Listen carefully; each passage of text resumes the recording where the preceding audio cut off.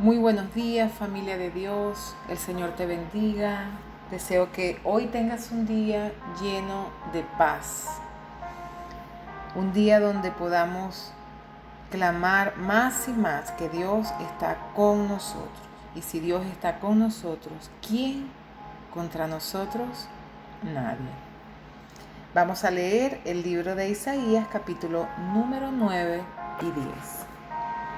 Dice en la versión lenguaje actual: sin embargo, no durarán para siempre su angustia y su dolor.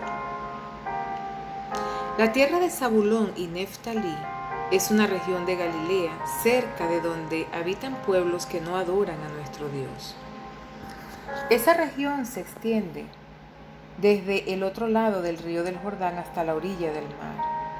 Hace mucho tiempo, Dios humilló a esa región de Galilea, pero después le concedió un gran honor, el cual Isaías anunció así: aunque tu gente viva en la oscuridad, verá una gran luz.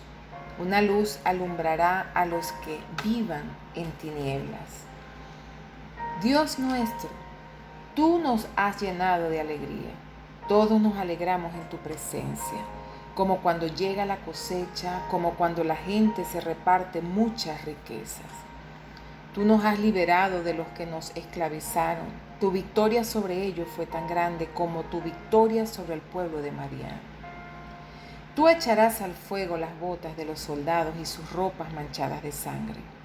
Nos ha nacido un niño, Dios nos ha dado un hijo. A ese niño se le ha dado el poder de gobernar, y se le darán estos nombres: Consejero admirable, Dios invencible, Padre eterno, Príncipe de paz. Él se sentará en el trono de David y reinará sobre todo el mundo, y por siempre habrá paz. Su reino será invencible y para siempre reinarán la justicia y el derecho. Esto lo hará el Dios Todopoderoso por el gran amor que nos tiene. Isaías le dijo al pueblo de Israel: Dios le ha advertido a Israel que lo va a castigar. Y todo el pueblo, incluyendo a los habitantes de Samaria, ha recibido esta advertencia. Pero todos dicen con mucho orgullo: no importa que hayan tirado los edificios de ladrillo, nosotros construiremos otros y los haremos de piedra. Han derribado los árboles de sicómoro, pero nosotros plantaremos cedros. Dios ordenó que los atacaran unos enemigos terribles.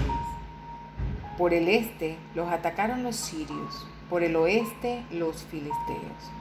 De un solo bocado se tragaron a Israel. A pesar de todo esto, el enojo de Dios no se ha calmado, nos sigue amenazando todavía. El Dios Todopoderoso castigó a su pueblo, pero éste no se arrepintió, ni buscó su ayuda. Entonces Dios, en un solo día, eliminó a los líderes y jefes de Israel y a sus profetas mentirosos. Los jefes engañaron a este pueblo y confundieron a toda su gente. Por eso Dios no perdonó a sus jóvenes, ni se compadeció de sus huérfanos ni de sus viudas, porque todo el pueblo fue malo y solo decían tonterías. A pesar de todo esto, el enojo de Dios no se ha calmado, nos sigue amenazando todavía. La maldad es como el fuego, que todo lo devora. No deja espinos ni matorrales, ni árboles en el bosque, y el humo sube en grandes columnas. Dios es el Rey del universo, y cuando se enoja todo el país queda destruido. Nadie se compadece de su hermano. Se destruyen unos a otros y aún así no quedan satisfechos. Las tribus de Efraín y Manasés se pelean entre ellos, y luego los dos juntos atacan a Judá. A pesar de todo esto, el enojo de Dios no se ha calmado, nos sigue amenazando todavía. ¿Qué mal les va a ir a ustedes, los que inventan leyes insoportables e injustas?, dice el capítulo 10. Ustedes no protegen a los débiles ni respetan los derechos de los pobres. Maltratan a las viudas y les roban a los huérfanos. ¿Qué harán cuando Dios les pida cuenta de lo que hacen? ¿Qué harán cuando Dios les mande el castigo que merecen? ¿A quién le pedirán ayuda? ¿Dónde esconderán sus riquezas? Porque ustedes serán humillados, llevados presos y asesinados. A pesar de todo esto, el enojo de Dios no se calmará, nos seguirá amenazando todavía. Dios dice: estoy muy enojado, por eso usaré al rey de Asiria para castigar a los que me ofenden. Les ordenaré que ataque a este pueblo malvado, que le quite sus riquezas y lo pisotee como el barro de las calles. Pero el rey de Asiria cree que no está bajo mis órdenes. Más bien dice que todos los reyes siguen sus instrucciones. Él no piensa más que en destruir y en arrasar a muchas naciones. A este rey no le importó si se trataba de Carquemis o de Calno, de Hamat o de Arpad, de Samaria o de Damasco. A todas estas ciudades las destruyó. Por eso dice: he vencido a muchas naciones con más dioses que Jerusalén y Samaria. Por eso destruiré a Jerusalén así como destruí a Samaria. Dios hará lo que ha planeado hacer contra el monte Sión y Jerusalén, y una vez que lo haya cumplido, castigará al rey de Asiria por su orgullo y su arrogancia. El rey de Asiria ha dicho: yo soy muy inteligente, todo lo hago con sabiduría y con mis propias fuerzas. Como un valiente he vencido a muchos reyes, me he adueñado de sus países y le he robado sus riquezas. He arrasado con toda la tierra, he dejado sin nada a los pueblos como quien roba huevos de un nido. Nadie movió un dedo, nadie protestó, pero Dios dice: el rey de Asiria está equivocado, porque ni el hacha ni la sierra son más importantes que el hombre que las maneja. ¿Dónde se ha visto que el bastón controle al que lo usa? Por eso el Dios Todopoderoso mandará una enfermedad, una alta fiebre dejará sin fuerzas a ese rey y a todo su ejército. El Dios único y perfecto es nuestra luz y se convertirá en una llama de fuego. En un solo día quemará al ejército de Asiria como si fueran espinos y matorrales. Dios destruirá por completo la belleza de sus bosques y de sus huertos. Quedarán tan pocos árboles que hasta un niño los podrá contar. Cuando llegue ese día, los pocos israelitas que se hayan salvado dejarán de confiar en Asiria, volverán a confiar en Dios, el Dios santo de Israel. Solo unos cuantos israelitas se volverán hacia el Dios de poder. Aunque ustedes, israelitas, sean tan numerosos como la arena del mar, Dios hará justicia, pues la destrucción ya está decidida. Solo unos cuantos se salvarán. Así lo ha resuelto el Dios Todopoderoso. Su decisión se cumplirá en el país. Por eso el Dios Todopoderoso dice: pueblo mío, que vives en el monte Sión, no le tengas miedo a los asirios. Ellos te golpean y maltratan como antes lo hicieron los egipcios. Pero dentro de poco tiempo dejaré de estar enojado contigo. Mi enojo será contra los asirios, a quien destruiré por completo. Yo, el Dios Todopoderoso, los voy a castigar. Mostraré mi poder contra Siria como lo mostré contra Egipto. Los destruiré como lo hice con Madián, donde está la roca de Oreb. Entonces yo, el Dios de Israel, los libraré de los asirios y de su terrible dominio.